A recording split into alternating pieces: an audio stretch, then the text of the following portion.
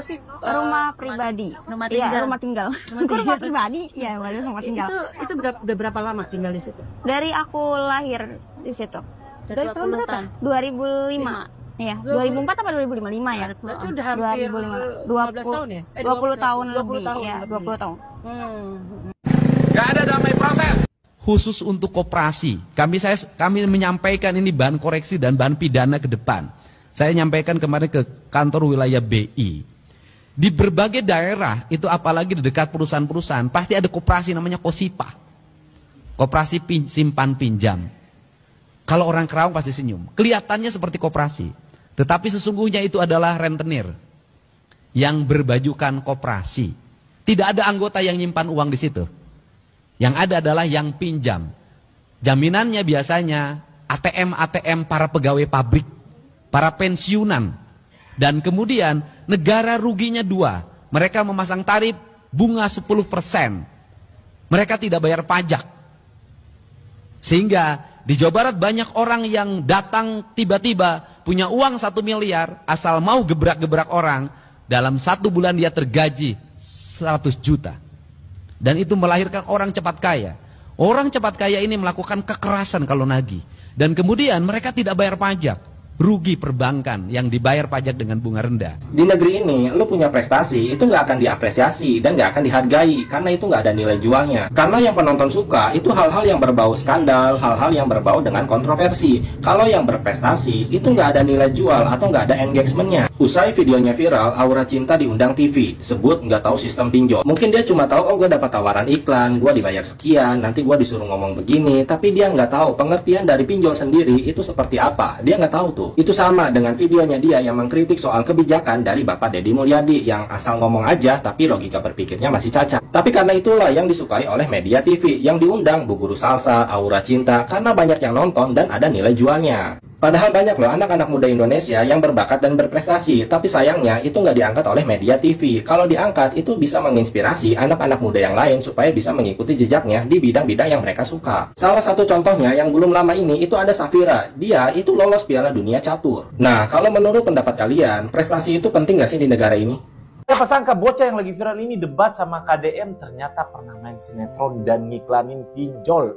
Dan sekarang dia tuh lagi dihujat satu Indonesia. Namanya Aura Cinta, dia asal Bekasi. Awalnya tuh dia cuma warga bantaran sungai yang kena gusur karena programnya KDM.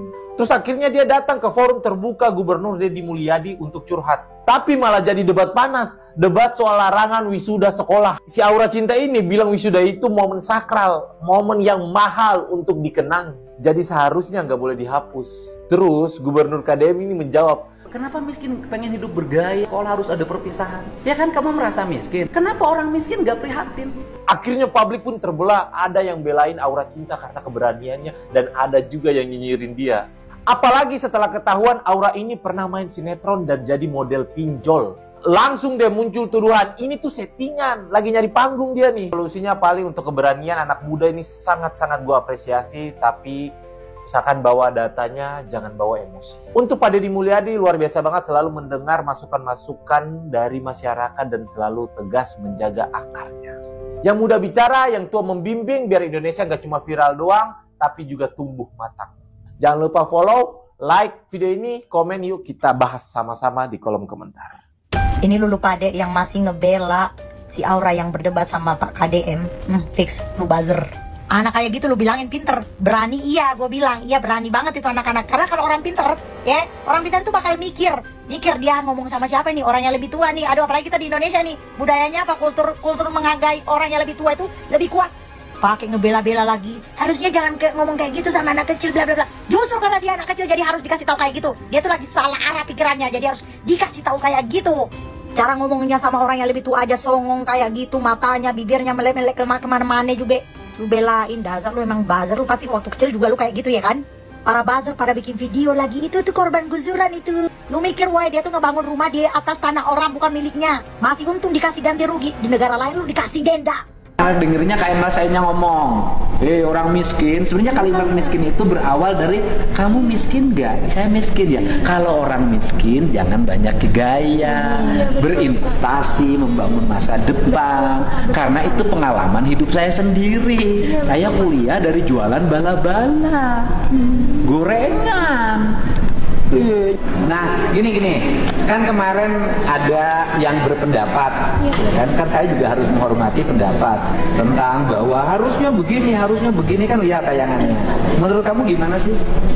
Menurut saya wisuda itu seharusnya di kuliah Pak, karena setelahnya kan susah untuk ketemu Pak, kerjanya ada di luar negeri, di luar kota. Jadi wisuda menurut saya selayaknya ada di kuliah Pak, setelah kuliah. Setelah kuliah? Iya Pak. Wisuda itu, anak TK pantas wisuda nggak? Enggak Pak. SD wisuda pantas nggak? Kurang pantas. SMA wisuda pantas nggak? Kurang pantas. Di negara lain ada wisuda TK nggak? Tidak ada Pak. Hanya di mana? Indonesia. Kemudian studi tour, kan saya larang tegas. Iya. Kenapa saya melarang tegas studi tour? Karena nggak semua orang tua mampu Pak. Itu pertama. Yang keduanya studi tournya bener nggak sih studi? Enggak Pak, karena ada yang jalan-jalan cuma. Nah, jadi banyakkan studi tournya, banyak pikniknya. Iya benar.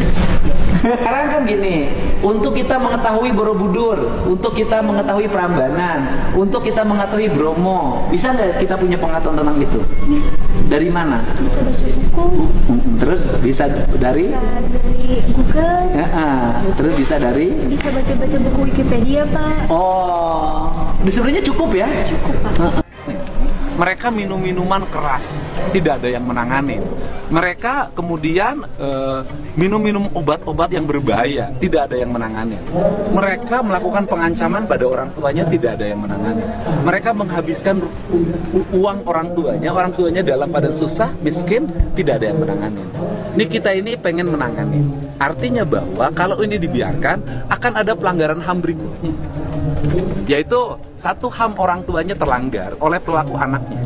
Yang kedua, HAM orang lain terlanggar, mereka yang terluka itu terlanggar HAM-nya. HAM orang lain untuk mendapat ketenangan, keluar malam orang lewat merasa terancam, itu juga HAM yang harus dilindungi. Jadi menegakkan HAM harus dengan cara untuk melindungi HAM. Ada HAM yang satu orang harus dijaga, ada HAM orang lain yang harus dilindungi. Nah, kemudian yang berikutnya adalah persoalan yang dimasalahkan adalah TNI tidak boleh terlibat dalam pendidikan anak sekolah. Pertanyaannya adalah, banyak TNI yang ngajar di sekolah. Di Papua, TNI ngajar di SD, di SMP. Kemudian TNI ngajar pendidikan kepemimpinan dari dulu untuk ASN, untuk calon karyawan. TNI ngajar di sekolah SMA Taruna Nusantara. TNI ngajar di sekolah-sekolah yang yayasan-yayasan itu milik TNI. Nah, jadi nggak ada hal baru TNI memberikan pendidikan pada sipil, pada anak-anak sekolah, bukan hal baru. TNI melatih baris berbaris, TNI melatih paskibraka, TNI melatih pramuka, kan nggak ada problem. Gini, kalau kita, dalam setiap kebijakan pasti ada pro dan kontra. Dari seluruh pro dan kontra itu ibarat pisau yang lagi diasah. Anggaplah pro dan kontra ini adalah lagi ngasah ketajaman berpikir saya dan tindakan saya sebagai seorang pemimpin. Nanti kita lihat hasilnya. Dan saya juga mempersilahkan pada Komisi Perlindungan Anak, pada Komnas HAM, pada Komisi 10 DPR, pada Komisi 1 untuk berkunjung ke tempat pelatihan secara terbuka. Ya, terima kasih. Saya adalah gubernur konten. Artinya Enggak apa-apa Pak, enggak apa-apa banget Bapak dikatain gubernur konten, mau gubernur TikTok, mau gubernur YouTube atau apa gitu ya, enggak apa-apa banget Pak. Yang penting saya ya sebagai warga Jawa Barat nih, Provinsi Jawa Barat, saya sangat amat bangga gitu kan sama Kang Deddy Mulyadi begitu kan.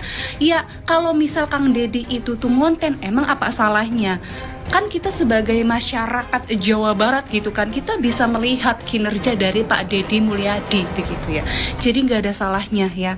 Kita sebagai warga Jawa Barat sangat amat bangga Pak. Lanjutkan Pak, jangan dengerin omongan orang Pak ya. Berjaya Pak pokoknya, oke? Ini Gubernur Jawa Barat, Deddy Mulyadi atau si Bapak Aing, kelakuannya sama aja ya, sama buzzer-buzzernya. Sama-sama tambeng, keras kepala, nggak bisa dibilangin. Padahal jelas-jelas salah. Kan udah jelas-jelas MUI menyatakan kalau vasektomi itu haram. Si Bapak Aing, dia malah berdalih kalau menurut Menteri itu legal. Oi, Bapak Aing, legal menurut hukum atau undang-undang belum tentu tidak haram menurut hukum Islam. Menurut undang-undang, minuman keras di Indonesia itu legal dengan pengawasan ketat. Tapi minuman keras jelas-jelas haram menurut hukum Islam.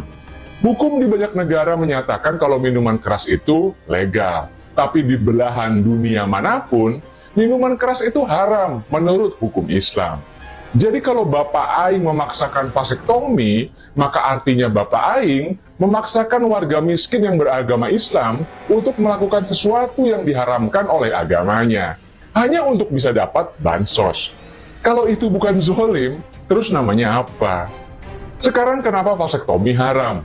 Karena itu berpotensi memutus keturunan secara permanen. Karena ini bisa menyebabkan pemandulan secara permanen. Kenapa? Karena walaupun vasektomi bisa dikembalikan dengan cara rekanalisasi, tapi masalahnya tidak ada jaminan kalau rekanalisasi itu akan 100% berhasil. Jadi artinya, vasektomi bisa menjamin 100% pria menjadi mandul, tapi rekanalisasi nggak bisa menjamin 100% akan mengembalikan jadi subur lagi. Jadi artinya, dengan vasektomi, Bapak Aing menjamin 100% pria miskin akan jadi mandul, tapi Bapak Aing tidak bisa menjamin mereka akan bisa kembali subur lagi. Karena memang belum ada teknologi yang bisa menjamin sampai hari ini. Lagian proses rekanalisasi itu biayanya jauh lebih mahal daripada vasektominya sendiri. Nah, sekarang iya Bapak Aing menggratiskan vasektomi atau pemandulan. Tapi gue yakin kalau Bapak Aing nggak bakalan menggratiskan biaya rekanalisasi atau pernormalannya kembali.